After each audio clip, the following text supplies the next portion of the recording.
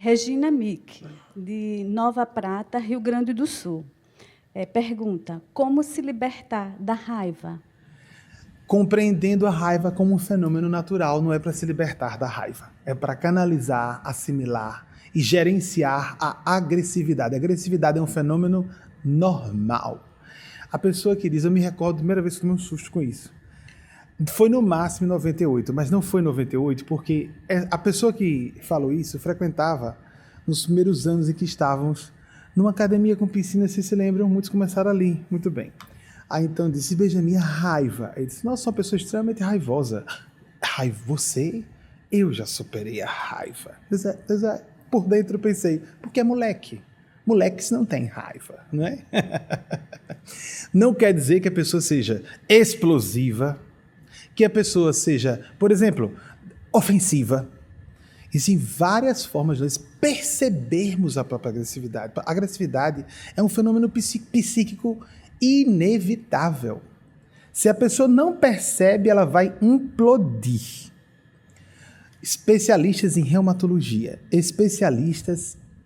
os psiquiatras em depressão, especialistas na área oncológica. Os congressos há décadas falam sobre a repressão da raiva causando essas enfermidades. Como Jung disse, nossas doenças se convertem, as nossas neuroses se convertem em doenças, chamava-se neurose na época. A agressividade pode se transformar em assertividade, de uma forma geral. Eu achei interessante que às vezes algumas pessoas por não terem hábito de leitura e ouvirem a gente falando, aí eu vi algumas pessoas escrevendo assertividade com C, como se fosse uma coisa acertada. Não.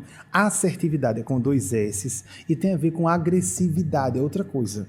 Seja assertivo em alguma coisa, é a pessoa se posicionar com clareza e firmeza diante de pontos de vista que são importantes para ela, para seus ideais, em proteção a quem ou por quem essa pessoa se sente responsável.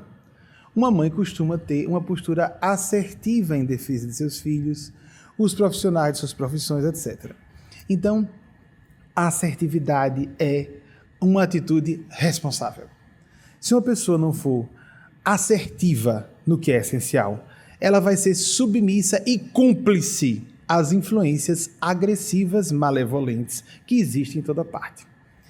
Nossa cultura tem horror e ao mesmo tempo estimula. É uma cultura contraditória nesse sentido. A gente estimula a violência, acha linda a violência, né? Porque os filmes só falam de violência, a brutalidade, o sangue. As pessoas querem o que dá audiência, sangue, violência, né, etc. E por outro lado, as pessoas acham muito feio alguém teando o tom da voz, alguém sendo um pouco mais firme, não pega bem, você tem que ser mansinho, você tem que sorrir. Boa menina, sorriu, que gracinha. Menininho obediente.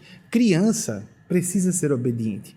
Adolescente, enquanto está dando contas aos seus pais, precisa, mais ou menos, se integrar nas regras da casa. Mas adultos não podem abaixar a cabeça. A gente pode relevar muita coisa. A gente pode ser tolerante, deve ser. É impossível viver em sociedade sem tolerância, sem administração dos problemas que temos uns com os outros. Nós não vamos viver, como se fala no vernáculo, na ponta da faca. Isso é uma pessoa descontrolada, uma pessoa sem nenhuma estrutura psicológica de maturidade para conviver com a diferença. Não estamos falando disso. Estamos falando do excesso de acomodação, da conveniência, que é muito comum. Principalmente a nossa cultura gosta disso. Pessoas que não causam, fulano não causa problema. Pessoa ótima. É uma pessoa às vezes falsa. Conveniente. A pessoa não cria problema, nunca diz não. Boa gente, uma beleza, uma gracinha. A gente desencarna e vai ver que a pessoa era um negligente. Uma pessoa omissa.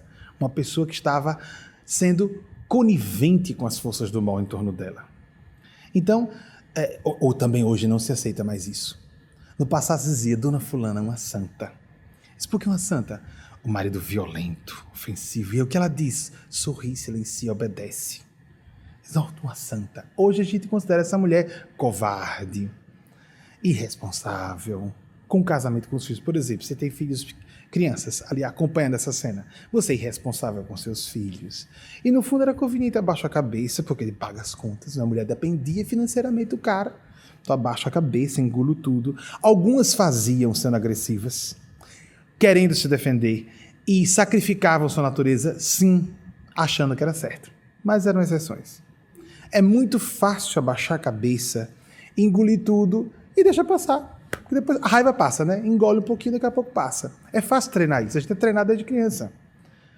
Muito difícil é a pessoa saber que está certa, precisar agir e saber que põe em risco o quanto ela é simpática, agradável, pôr em risco o seu emprego.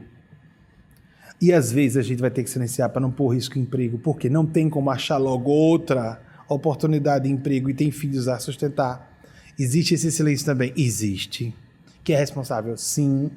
Mas não podemos nos acostumar e considerar isso uma regra. Porque há formas e formas de nós reagirmos. Não precisa a pessoa se destemperar a cada vez que ela está sendo agressiva. Todos nós erramos. Todos nós erramos, não é? Alguns erros são mais óbvios.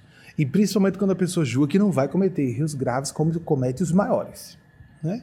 Então fiquemos atentos para... Todo ser humano é ser humano, falível. O próprio Chico disse, sou falível, cometo erros. Quando a pessoa começa a se considerar só canalizando o plano do céu, começa a canalizar o mal sem perceber. É melhor canalizar com uma raiva a mais na defesa do justo, com uma mágoa que a gente percebe que é mágoa, por uma dificuldade de perdoar ali. Aí vai, em vez de chamar isso de dignidade, em vez de chamar de virtude o que não é bom que a gente perceba a enormidade de defeitos que nós temos. Temos inúmeros, e alguns sérios, que atrapalham o nosso crescimento espiritual.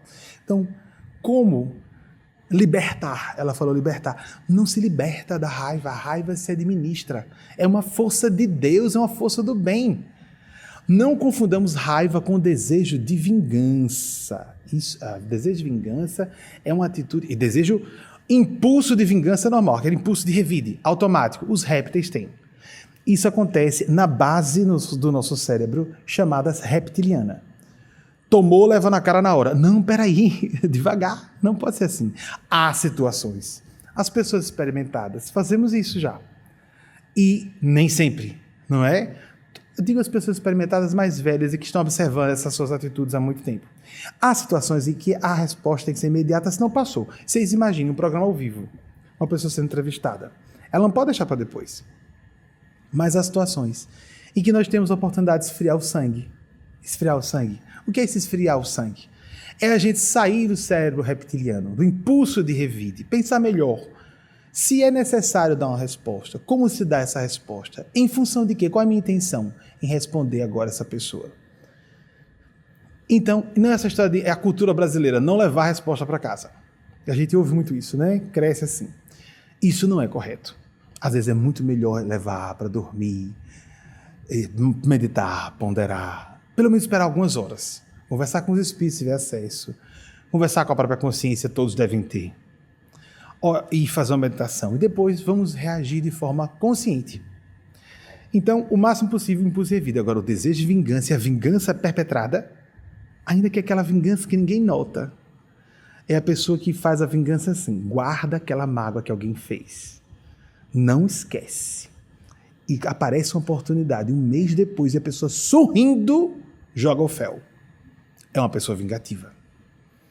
Então, esse impulso de vingança, isso é uma força malevolente. Ódio, outra manifestação que não tem nada a ver com raiva. A pessoa que vive movida pela raiva contínua de alguém. É o desamor. A raiva é o desamor. Se sente raiva, a raiva não é desamor. Raiva. Agressividade. Não tem nada a ver com desamor. Chega a ser, a gente pensa que é alguma coisa da mesma categoria. A raiva é uma coisa rápida e o ódio seria apenas uma raiva contínua. Não, o ódio tem raiva contínua, mas às vezes não tem nem raiva. A pessoa que odeia às vezes nem sente raiva. Tá calma.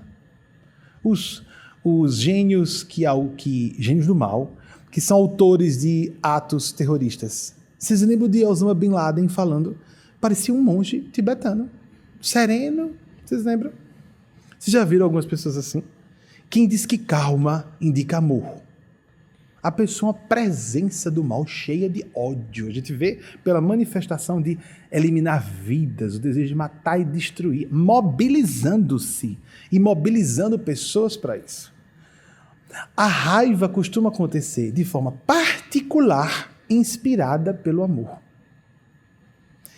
que o digam aqui mães e pais conscientes, ou professores e profissionais conscientes que queiram bem a seus alunos, alunas. Mas vamos dizer, pais e mães é mais fácil. Que tem momentos de raiva com seus filhos. Quer sacudir o adolescente ou a criança, se possível, abrir a cabeça e colocar dentro. Porque a gente não dá, normalmente, a gente não dá nossa raiva a uma pessoa estranha que a gente não quer bem. Mas por exemplo, acontece normalmente que cada uma. Nem responde. Você se ofendeu? De jeito nenhum. Normalmente as pessoas vão responder o quê? Problema da pessoa. A gente dá raiva por quem a gente se importa, por quem a gente julga que seja responsável.